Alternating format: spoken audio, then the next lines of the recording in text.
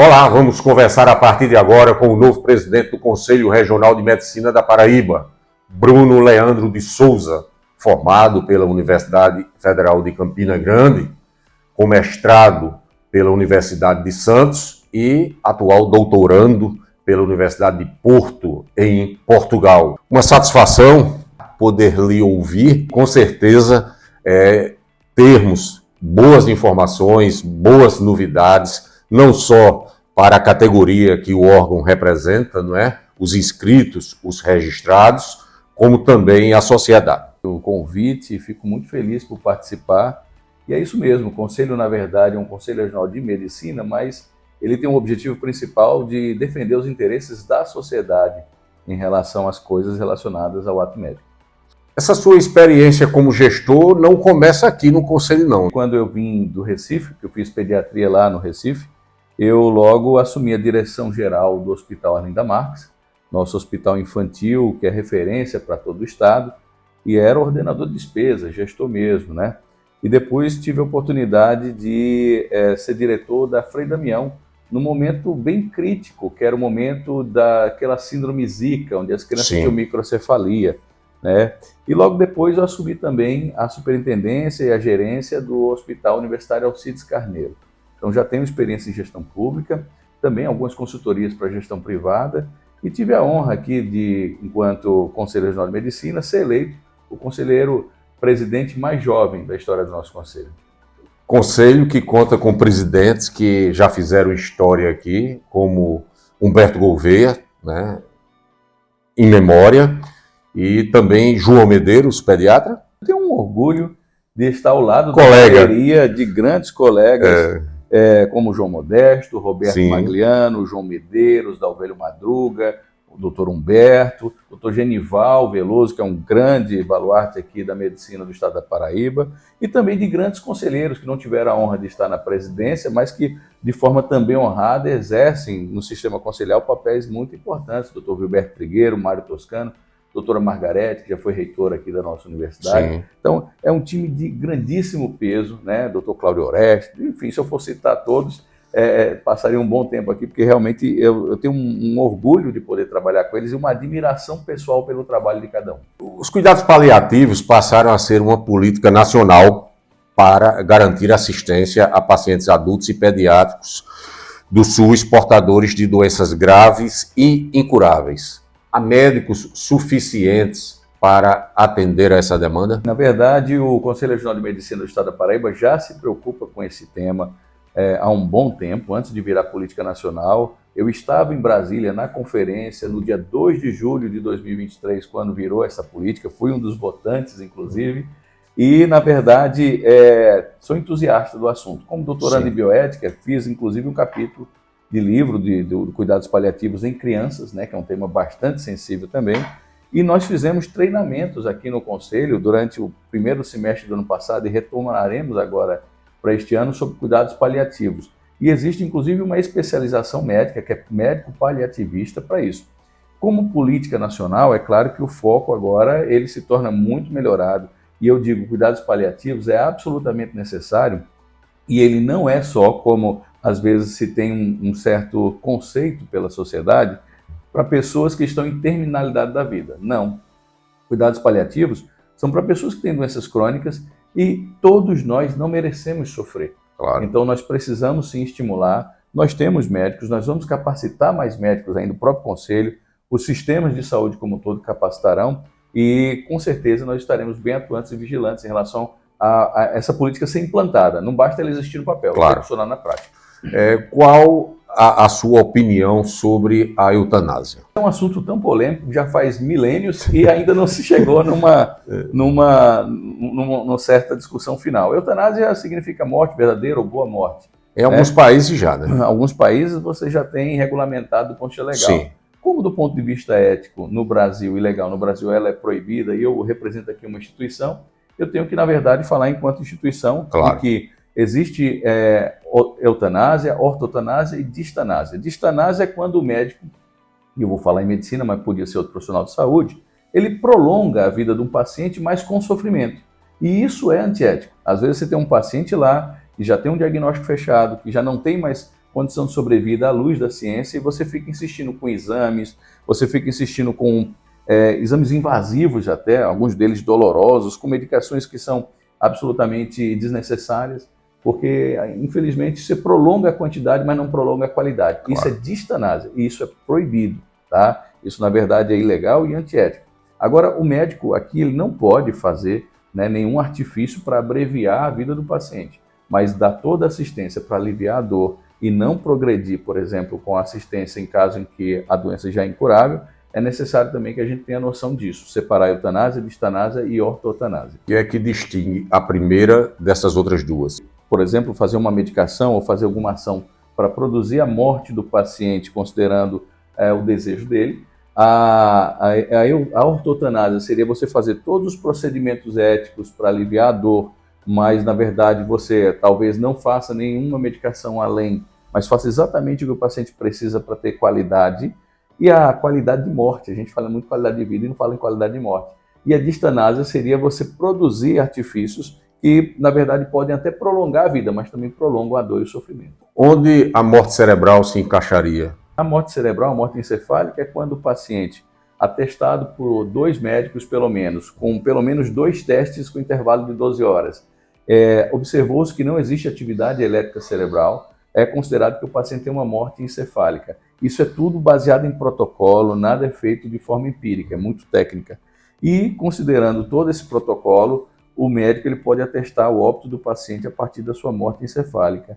E, no caso, tendo morte encefálica, aí sim, o médico, inclusive, tem, comunicando à família, o direito e o dever até de fazer o desligamento dos equipamentos que mantêm o coração batendo, o pulmão ventilando, mas isso de forma artificial. Então, nem entra na eutanásia, nem entra na ortotanásia, nem distanásia. Na verdade, ele já é um óbito, infelizmente, que a atividade elétrica cerebral já não existe mais e que os outros órgãos só funcionam com os aparelhos. Então, aí é desligar os aparelhos mesmo e depois comunicar à família.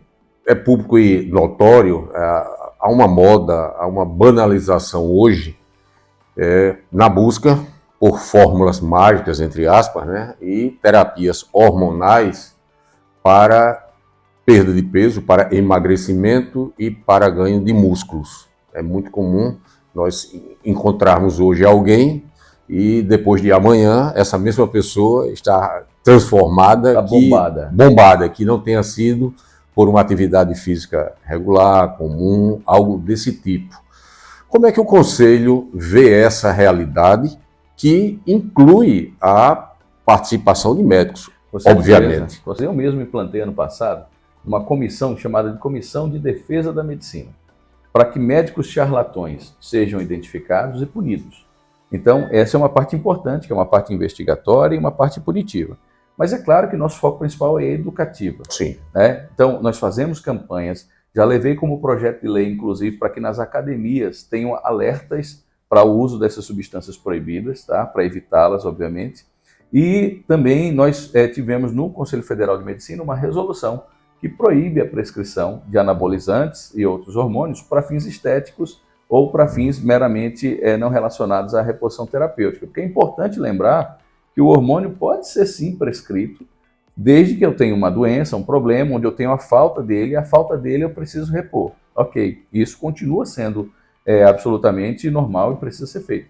Mas existe aquela parte, infelizmente, em que se usa para fins estéticos, anabólicos, para efeitos de academia e tudo mais, que isso não deve ser feito. E tem outro problema, o tal do chip da beleza, que geralmente se falam que é um chip, um pellet ou um chip que se coloca debaixo da pele, que tem gestrinona, que é um anabolizante proibido no Brasil para ser vendido sobre aquela forma, e que a gente, junto com o Ministério Público, desde o do ano passado, com o Dr. Glauberto Bezerra, nós temos atuado firmemente no combate desses chips da beleza aqui no nosso estado da Paraíba. Como profissional da medicina, poderia, por favor, exemplificar alguns dos graves riscos que advirão do uso indiscriminado desses medicamentos? Com certeza, tem problemas considerados mais simples e mais graves. Os mais simples, você pode ter acnes, que são espinhas, você pode ter pilificação, aumento da quantidade de pelos no rosto.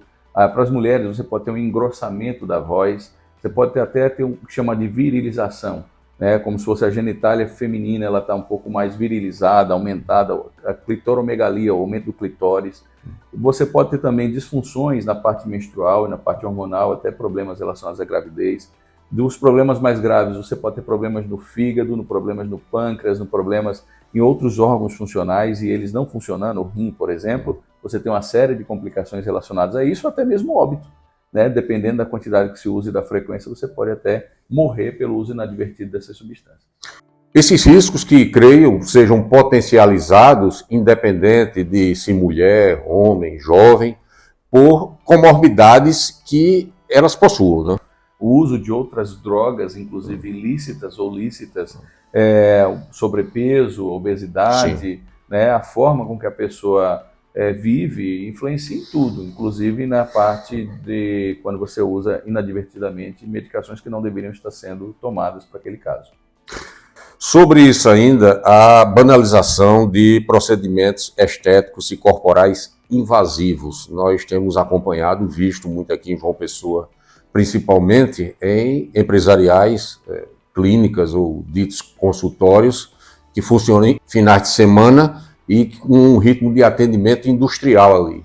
E alguns desses procedimentos são realizados por biomédicos. Como é que o CRM também vê essa realidade? Interessante sua pergunta, porque nós, eu, nessa minha gestão, já fiz uma comissão de atos médicos exclusivos. Essa comissão, na verdade, ela está me dando subsídios jurídicos para processar pessoas que estão exercendo medicina ilegalmente. Uma delas é a parte da biomedicina em relação à estética. Tem vários outros casos, tá? Sim. Várias outras invasões de especialidade. Mas isso, na verdade, se trata de exercício legal da profissão. E sendo exercício legal da profissão, até foge da competência do Conselho investigar. Passa a ser área de investigação da polícia. E a polícia, tanto civil como federal, e o Ministério Público são grandes apoiadores, entusiastas dessa missão, porque protege a sociedade. E o que efetivamente esses encaminhamentos têm resultado por parte das autoridades policiais ou de órgãos como o Ministério Público, através do diligente, atuante, promotor de justiça Galberto Bezerra, quanto a essa aplicação aí indiscriminada de botox, tanto na face como no cabelo, e há um ácido também, não é? Isso, ácido hialurônico. Ano passado nós já fechamos uma clínica em Cajazeiras, Sim. De uma biomédica que estava sendo atendida como clínica estética. Em Patos também foi fechada outra clínica com essa mesma finalidade. Nós já encaminhamos também um caso para a polícia de um optometrista e Ministério Público que estava, na verdade, não só fazendo a lente, mas prescrevendo a lente, né, de óculos. A lente, na verdade, é um ato médico, prescrição Sim. da lente. Fazer a lente não, o optometrista pode fazer. Mas você ir para o optometrista para ele te dizer qual o distúrbio de refração, ali por trás pode ter um problema ocular que ele não viu, né? Então, por isso, tem cada profissão tem a sua competência legal. Também foi encaminhado. Enfermeiros que davam plantões aqui em uma clínica que faz transporte de pacientes, como se fossem médicos, também foi encaminhado para a Polícia Federal, né, que executou ordem de prisão e tudo.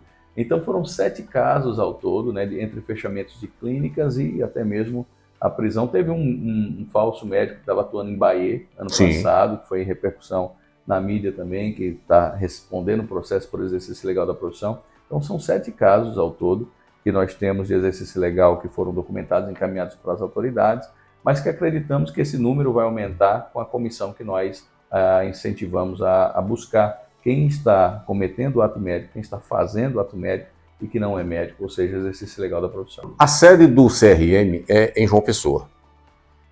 Você citou 7 casos, a maioria no interior.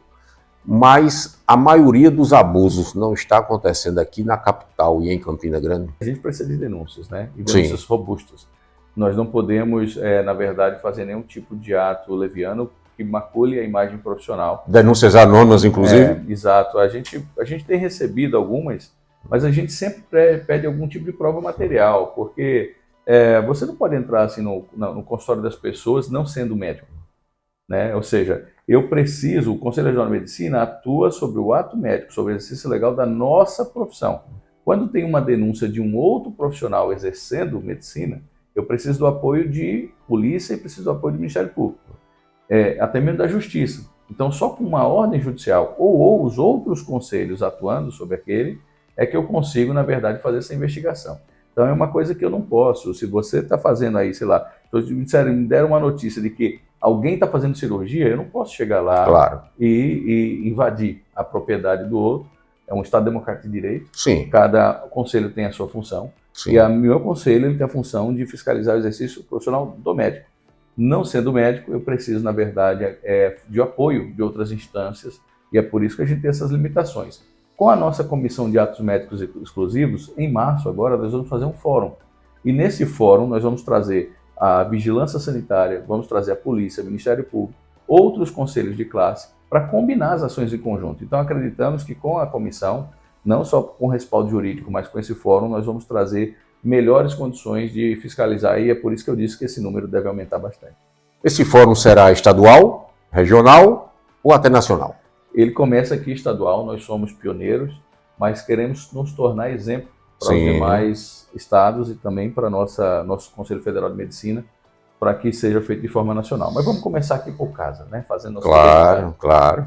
Bruno, a vacina bivalente para a Covid-19 é indicada para pessoas com mais de 65 anos ou imunocomprometidos com mais de 18 anos. E essa vacina visa, claro, reduzir o risco de internações, complicações e mortes pela Covid. Para os médicos, ela é exigida, não é isso? Alguns médicos aqui em João Pessoa não só estão se recusando a tomar, como ainda estão orientando pacientes que não façam, sob riscos por questões até ideológicas. Como é que o Conselho acompanha isso e o que pode contribuir para coibir essa prática? A medicina do Estado da Paraíba, desde o primeiro momento, foi muito claro a favor das vacinas. Tanto que nós é que provocamos, e participei, inclusive, pessoalmente, de uma audiência do Senado Federal, cobrando que vacinas fossem aplicadas em gestantes e crianças à época, antes de ser autorizado em plano nacional. E existe um artigo no Código de Ética Médica, que é o artigo 21, que diz que o médico deve sair em defesa daquilo que está estabelecido pelos órgãos de controle, Anvisa, Ministério da Saúde, é o nosso dever ético.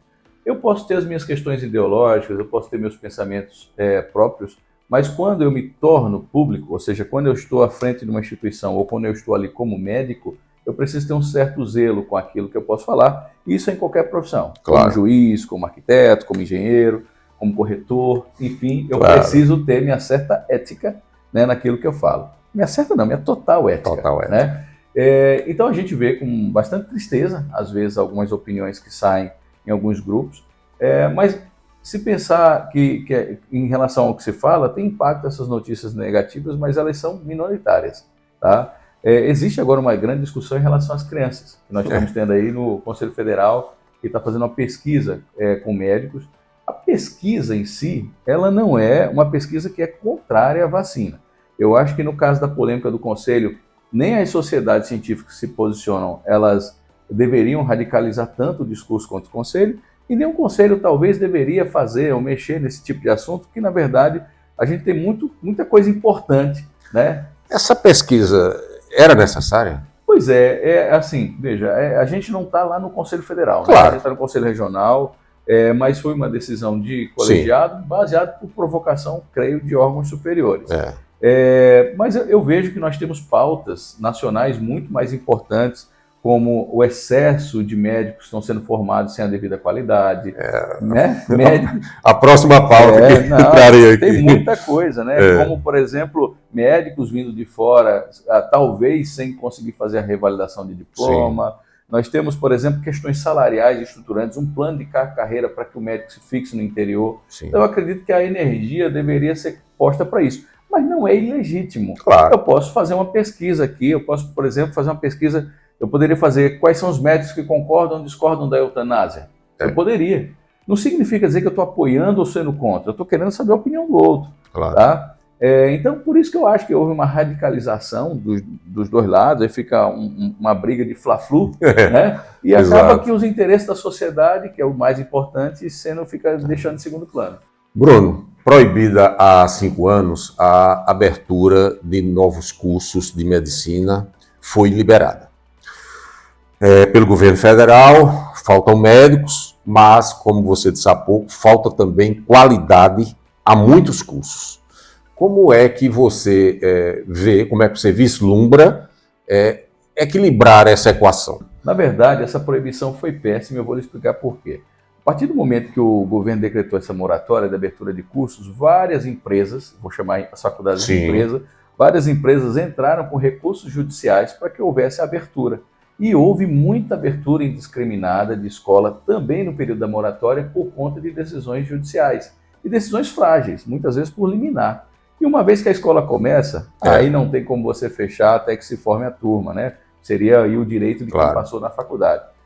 O que a gente deve não é proibir a abertura de escola, é manter a abertura de escola com critérios muito rigorosos para que ela forme o jovem com qualidade. Por exemplo, para que você abra uma escola médica no interior, você tem que construir um hospital-escola, um ambulatório, participar da rede de saúde, fazer uma discussão para realmente fixar o médico no interior. Porque se você abre, de repente, uma faculdade no interior, em Itaporanga, Pombal, Picuí, Piancó, como querem fazer em Piancó agora, e você não constrói uma rede de assistência, o médico que vai ser lá formado vai para outro canto. Nós não temos falta de médicos no Brasil. Nós temos 585 mil médicos no Brasil. Aqui na Paraíba nós temos 11.200 médicos ativos. A razão que nós temos que ter de médico por habitante é 2,5 médicos para cada 100 mil habitantes. Na Paraíba nós temos 2,84. Nós temos mais do que o Ministério da Saúde recomenda. Só que a maioria fica aqui na capital. 60% dos nossos médicos está concentrado na zona metropolitana. Mas veja só, quando a gente chega, por exemplo, numa cidade do interior, que tem um paciente com infarto, e eu não tenho a medicação para ele, ou eu não tenho, às vezes, oxigênio para botar ali no nariz dele, ou eu não tenho como encaminhar ele para um outro centro, você se frustra. Não é só questão salarial, todo mundo acha que o médico não vai para o interior, porque quer ganhar mais, quer ganhar menos. Olha, eu digo que isso não é o principal. Muitos acham e outros têm certeza. Pois é. Todo mundo que não conhece tem certeza. Os que mais não sabem é que tem certeza, né? É impressionante isso. Então, assim, você chega numa cidade do interior, onde você já tem, por exemplo, uma dificuldade de ter uma escola, às vezes, com melhor qualidade para o seu filho, onde você tem uma opção de entretenimento menor, onde você tem uma distância maior para outros centros, onde você, se quiser fazer uma viagem, tem que se deslocar mais. Você tem as questões pessoais envolvidas. Além disso, você tem a sensação de impotência, que é a pior sensação que o médico pode ter, que é de saber o que seu paciente tem, saber o que precisa ser feito e não conseguir. Então, isso é que realmente faz com que o médico não se fixe. Se eu der condições para que ele trabalhe no local onde ele está, de resolver ou de encaminhar os casos em que necessitem esse encaminhamento, eu tenho certeza que isso se resolve. Todas as empresas ou ditas instituições que oferecem um curso hoje na Paraíba dispõem dessa estrutura que você se referiu há pouco e poderia explicar essa disparidade, né, de valores cobrados pelas mensalidades que vão de 5 mil a 12 mil reais. 9 faculdades de medicina na Paraíba, 3 delas são públicas, a Universidade Federal fica em Cajazeiras, Campina Grande e João Pessoa, e nós temos mais 6 faculdades privadas. Eu posso lhe dizer que quando a faculdade ela foi iniciada, algumas delas careciam de bastante estrutura e que elas estão estruturando agora. Tá? Eu conheço muitas de perto, tem faculdade aqui, por exemplo, na nossa capital que tem hospital-escola, né? Tem outra que não tem. Tem uma em Cabedelo que também está estruturando o seu ambulatório, mas que ainda não tem um hospital-escola. Então, eu acredito que isso já deveria ser critério inicial para a abertura, e não ser feito ao longo de uma década depois. E essas variações, o que dita, na verdade, o preço é o mercado. Enquanto tiver quem pague, vai ter preço alto, como qualquer outra coisa, como um imóvel, por exemplo. Claro. São coisas. Eu acredito até que seja uma bolha. Tá? Eu acredito que em determinado momento isso vai decair, por uma questão normal de hoje eu tenho mais médicos, naturalmente os salários vão ficar mais achatados ou até declinar, a procura ela vai ficar menor e cada vez mais restrita pelos altos preços, e isso, na verdade, penso eu, que tende a desacelerar. Como um imóvel, né? Quando a gente de repente faz uma supervalorização, em determinado momento não tem quem pague, eu vou começar a diminuir ali o seu valor, né? Ou aumentar numa proporção muito menor. Necessariamente, o maior valor cobrado corresponde à mais alta excelência de qualidade? Não necessariamente, eu acho que como tudo na vida, né? Você quando vai, por exemplo, adquirir qualquer bem, não necessariamente o mais caro é o melhor. Nessa questão é muito regulação de mercado. Sim. Né? Cada um cobra o que acha que vale. E aí, cada um paga o que acha que aquele tem valor e vai agradá-lo para aquele momento. Bruno, eu vou tratar aqui de um assunto que é o piso nacional de enfermagem, relacionado a outra categoria, mas que está umbilicalmente ligada à categoria dos médicos.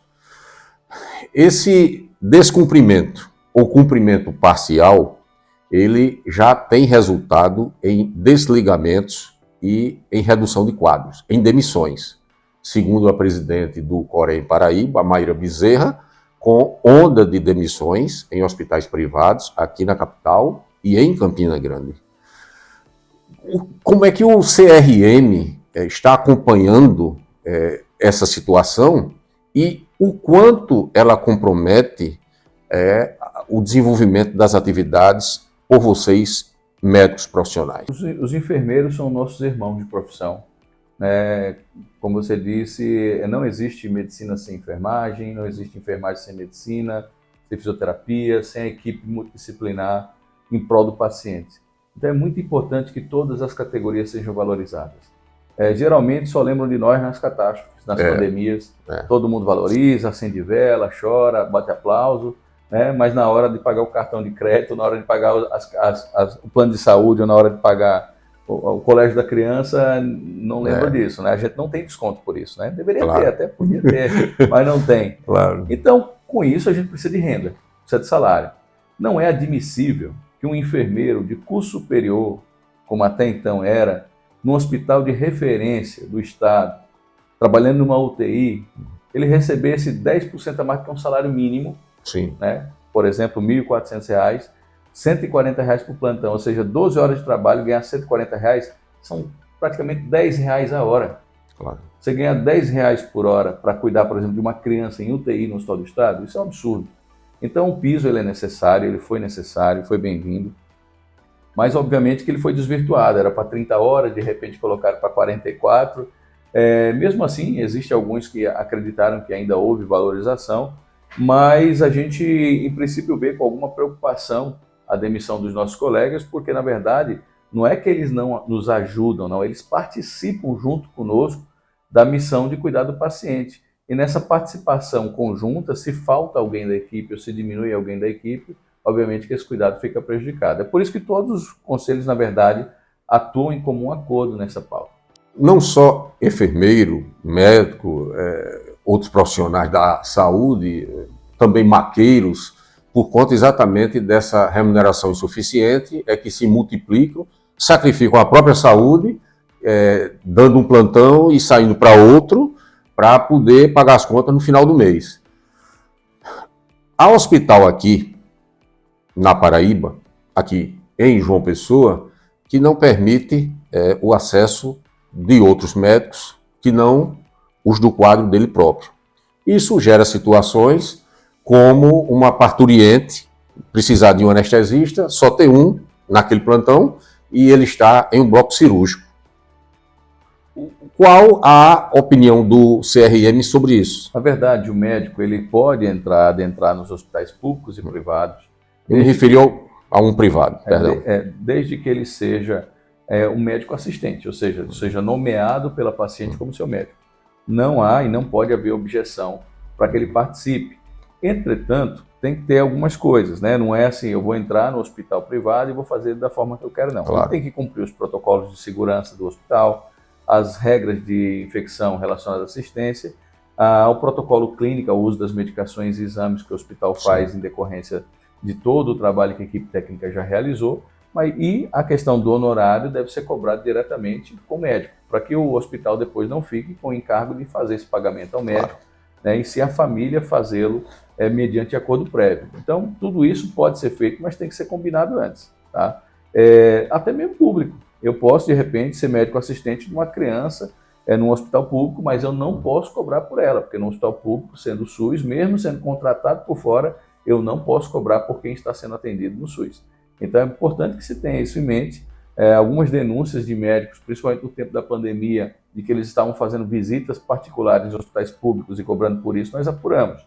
Tá? Fizemos as denúncias, abrimos sindicância e tem aberto processo ético profissional. Então é muito importante isso. Na verdade, não existe proibição, pelo contrário, o Conselho Regional de Medicina, através do seu Código de Ética Médica, até permite que o médico faça lá, mas tudo tem que ser combinado muito antes para poder evitar qualquer dissabor.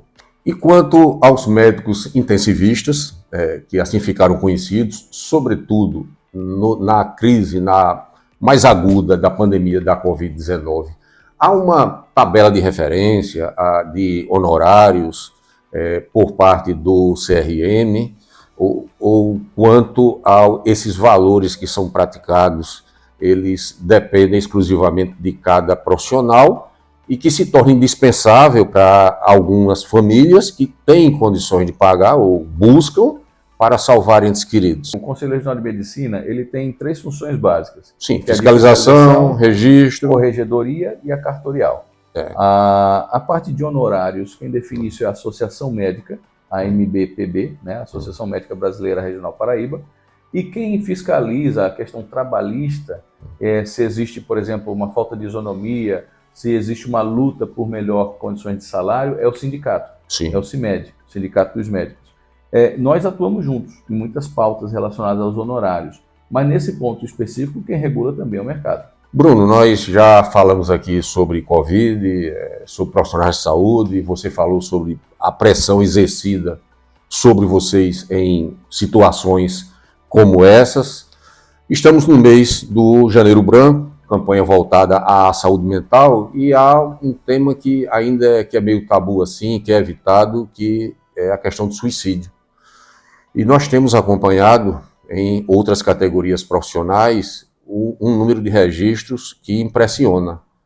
Entre os médicos também tem ocorrido? Eu tenho falado isso abertamente nas mídias, na imprensa, a nossa preocupação com a saúde mental dos nossos colegas médicos. Nós temos 5 vezes mais chance de burnout, que é a síndrome do esgotamento. Nós temos mais 20% a mais de divórcio entre os nossos colegas médicos, isso também faz parte aí do adoecimento mental, da estrutura familiar. Nós temos maior chance também de suicídio, 3 vezes maior do que qualquer outra entidade. Tá? E é por isso que nós aqui no Conselho vamos fazer uma pesquisa com todos os médicos. Tá? Todos os médicos participarão dessa pesquisa, coordenada pela professora Margarete, nossa ex-reitora. E essa pesquisa ela deve buscar para a gente respostas. Para fazer gestão baseada em evidência, eu preciso de respostas para poder fazer as atuações específicas.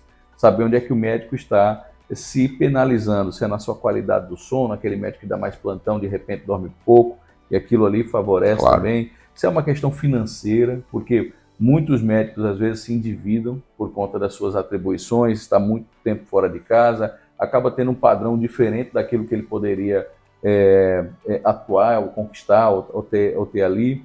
Enfim, a gente precisa, na verdade, de diagnóstico. A gente, no médico, trabalha com diagnóstico. Primeiro eu vou diagnosticar, depois eu vou tratar. Então eu estou buscando diagnóstico agora.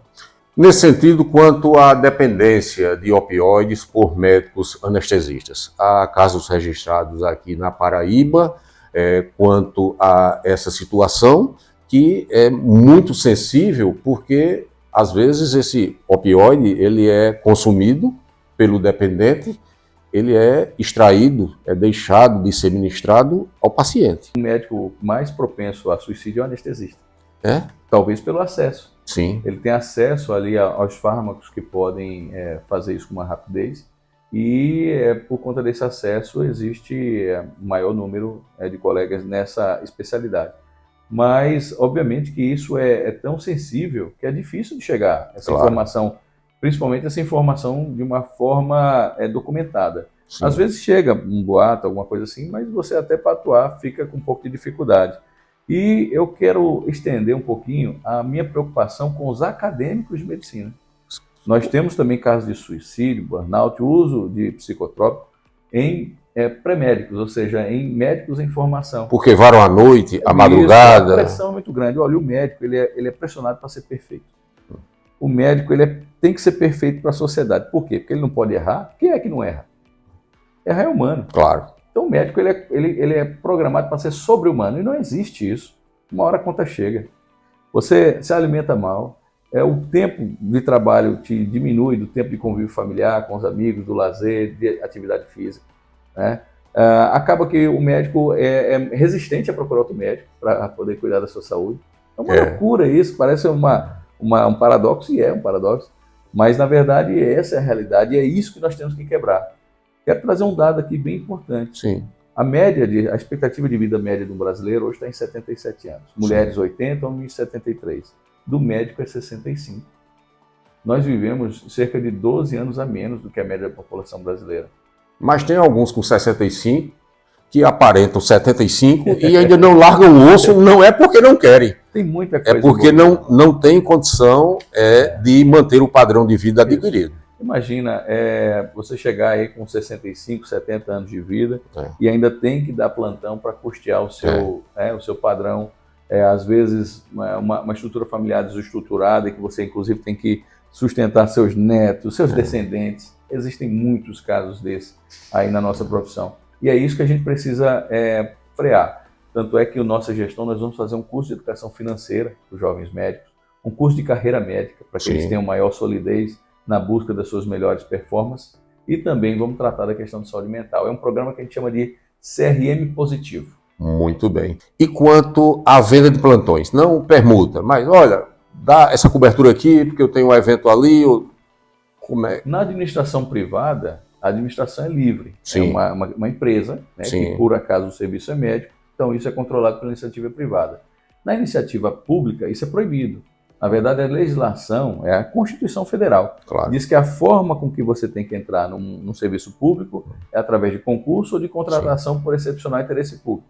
Ninguém pode chegar no hospital público e pegar um plantão de outro médico porque o outro médico quer ali repassar o seu plantão. Exato. Uma permuta interna pode existir, mas uma venda de plantões para um serviço público, não. Eu até brinco com meus alunos quando eu falo esse tipo de situação, que é como se eu tivesse, sei lá, em casa, e eu tenho uma pessoa que me ajuda lá em casa, Dona Fátima, uma pessoa muito carinhosa.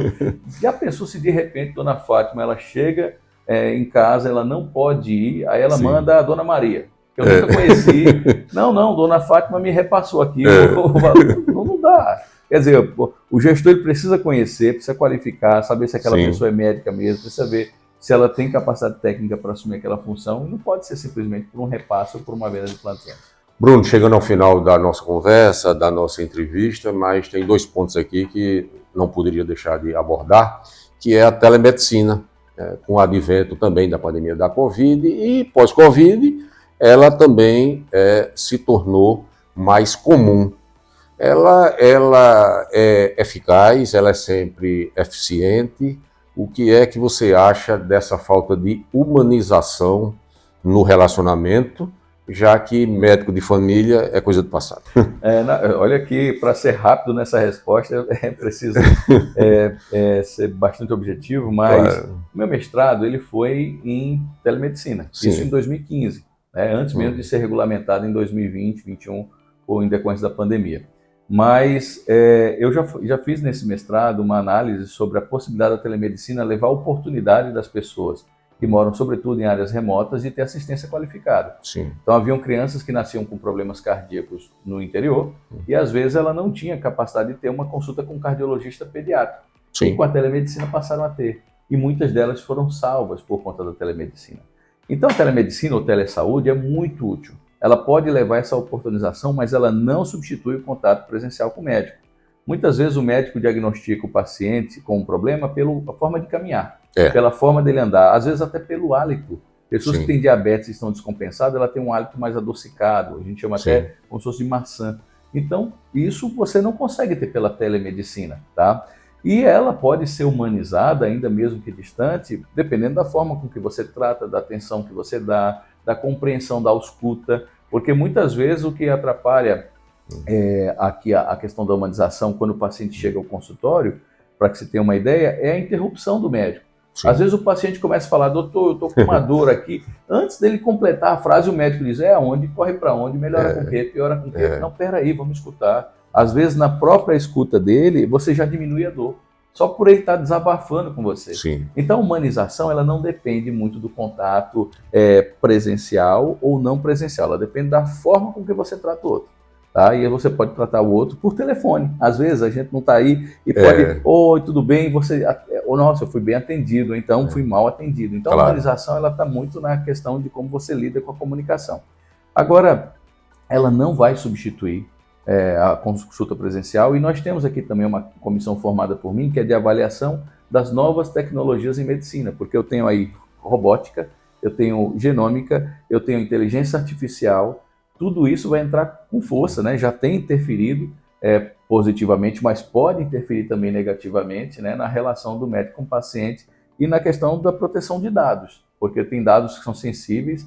De repente, uma empresa pega um pouco do seu DNA e descobre que você tem possibilidade de câncer, de hipertensão, de diabetes e não quer lhe contratar.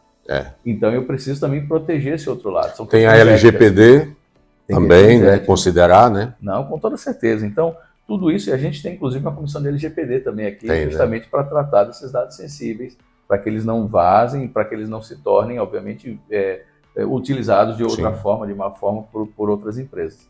Tudo isso nós estamos discutindo, tudo isso nós estamos em debate constante, né? A telemedicina vai evoluir muito ainda, né? Tem aparelhos, por exemplo, de sensores que vem em celular, que dá para ver o oxímetro, que dá para ver a saturação, o batimento cardíaco, com o paciente relógio do lado, também, relógio. Então a gente pode utilizar isso a nosso favor. Sempre que tem uma tecnologia boa, ela vai ser mal utilizada. Vai. E a gente tem que ir atrás dos que mal utilizam e aperfeiçoar os que bem utilizam. Bruno, uma pergunta que como gestor eu não poderia deixar de fazer é quanto à inadimplência. Nós sabemos que a receita dos conselhos de classe e da OAB também, elas provém do pagamento da anuidade. É a anuidade que mantém vivo o conselho e que protege a categoria e a sociedade. Qual é o índice de inadimplência aqui? Aqui é em torno de 20%. Nós temos uma inadimplência média de 20%. Em períodos que são menores, em torno de 11%, mas há períodos maiores, então a média ela fica em torno de 20%. E como é que aconteceu esse milagre aqui? Na verdade, a gente acha isso alto. Ainda? Acha isso bastante alto. Tanto é que eu desloquei um funcionário específico para cuidar dessa questão das dívidas em relação à execução de dívida ativa, né, quando for necessário, justamente porque o conselho ele é um imposto, chamo de imposto obrigatório, porque, de certa forma, é uma contribuição obrigatória. Ela não condiciona o exercício da profissão ao seu pagamento. O médico que não tem contribuído regularmente, ele está fazendo um exercício irregular da profissão. Exato. Né? Ele está em débito, então ele precisa regularizar seu débito para que nós consigamos continuar defendendo a nossa categoria. Finalizar de verdade aqui com o programa Mais Médicos, que foi desmontado, foi remontado, funcionará plenamente, corresponderá à expectativa daqueles que mais precisam, que são aqueles que integram a população carente, que não tem condição de pagar uma consulta particular, de ir a um hospital particular? Veja, não. Enquanto nós não tivermos um plano de estruturação, de interiorização da medicina, não. Na verdade, o Mais Médicos de 2013 é diferente do Mais Médicos de 10 anos depois. Agora nós temos muito mais médicos formados no país, nós temos muito mais médicos distribuídos no interior do país, mas o próprio programa Mais Médicos, eu tenho grandes críticas e já falei isso aos seus idealizadores no passado, que ele é um programa de contrato curto. Ele é um programa de contrato de 1 ano, 2 anos, 3 anos, e você não consegue vincular o médico à comunidade se ele não tiver um vínculo empregatício forte. E é por isso que eu acredito que nós deveríamos ter carreira de Estado para médico, como tem para juiz. Você passa num concurso nacional, né, com uma fixação estadual, e quanto mais tempo você passar naquele local, naquela comunidade, você pode receber uma remuneração extra. Se você for para a área quilombola, indígena, área ribeirinha, você receberia também. Se você se formasse como especialização como médico de família e comunidade, você também poderia ter um plus salarial, uma condição melhor. E você, ao longo do ano, acumularia aquilo ali. Se você passasse seus 30 anos, 40 anos de carreira naquele sistema, você sairia aposentado com um bom salário. Então você consegue fazer aí um plano de estruturação com vários critérios objetivos bem claros para fixar o médico no interior. Aí sim, vinculando o médico a um vínculo empregatício forte, eu teria um vínculo também com a comunidade de mesma forma muito forte. Então não acredito que é só colocar médico. Na verdade, nós temos que fixar esse médico.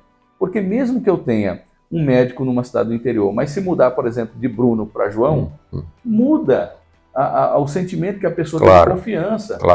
O raciocínio clínico, mesmo que seja a mesma escola, empatia, muda. relação. Então não é só número. São pessoas, nós somos pessoas, nós gostamos de ser tratados por pessoas. Não é um médico, é o médico. Você quer um médico para chamar de seu, Claro. entendeu? Claro. Olha, o meu médico, o médico que cuidou do meu filho é fulano. Exato, Você exato. tem esse apego, Esse você orgulho, tem esse né? respeito. Claro. Isso falta, principalmente no SUS, nas pessoas mais pobres, elas não conseguem ter esse vínculo, porque a rotatividade é tão grande, quando não falta, a rotatividade é tão grande que você não pega esse vínculo. Então é isso que nós buscamos. Perfeito. Muito agradecido mesmo por sua paciência, por sua boa vontade, né, por sua gentileza em prestar tão valiosas informações, né, em trazer essas atualizações aí. Eu só tenho a agradecer e, desde já, antecipar que uma próxima oportunidade virá. Eu voltarei a lhe procurar, porque essa sua gestão ela tem tudo para ser das mais profícuas, que ela importa em um biênio, São um 2 triênio, anos e meio. 2 anos e meio. Isso. Bom, eu que agradeço, na verdade, o convite. Foi um prazer. O papo foi tão bom, passou rápido. Passou muito tempo também, mais de 40 minutos. Passou muito tempo, mas ao mesmo tempo, assim, a gente teria conversa aqui para muito, porque medicina, saúde, de uma forma geral, é um tema sensível. Muitas pessoas têm curiosidades e até mesmo questionamentos a fazer, por que algumas coisas funcionam, mas principalmente por que algumas não funcionam, né? E é importante que a gente esteja sempre aberto à disposição da sociedade, de todas as pessoas, independente de serem médicos ou não médicos, porque isso é um assunto, como eu disse, interessa a todos. E o Conselho Regional de Medicina está aqui sempre de portas abertas, tá? Para todos vocês e para todo mundo que quiser e precisar aqui do nosso conselho, independente de ser médico ou não, nós atenderemos e conseguiremos chegar no ponto comum, porque todos nós queremos, na verdade, que tudo funcione adequadamente. É o objetivo comum de todos. Saúde é um bem muito precioso e nós devemos zelar e ajudar as outras pessoas também a zelarem por ela. Muito obrigado. Obrigado. E você tomou todas as vacinas contra a Covid? 5. Eu tomei 5 e já vou para 6ª, né? tenho aí já minhas estrelinhas. Ótimo exemplo. Não, com toda certeza. Que ótimo exemplo. Eu sou uma pessoa que acredito muito nas vacinas, e não é porque eu acredito ou deixo de acreditar, não. Claro. Nós temos doenças que há mais de 100 anos foram erradicadas por conta da vacina. Tá? E nós temos que acreditar nela, e foi ela que mudou o curso natural dessa doença. Senão nós teremos muito mais óbitos, infelizmente, chorando aí, por muito mais familiares. Eu mesmo perdi uma avó, por conta da Covid, e nós teríamos muito mais familiares aí em decorrência da Covid, se não fossem as vacinas. Foi o que mudou. E também muitos milhares não sequelados que sobreviveram. Ainda tem isso. E os órfãos? Os órfãos, lamentavelmente. Muito agradecido. Eu que agradeço. E até a próxima, viu? Que seja breve.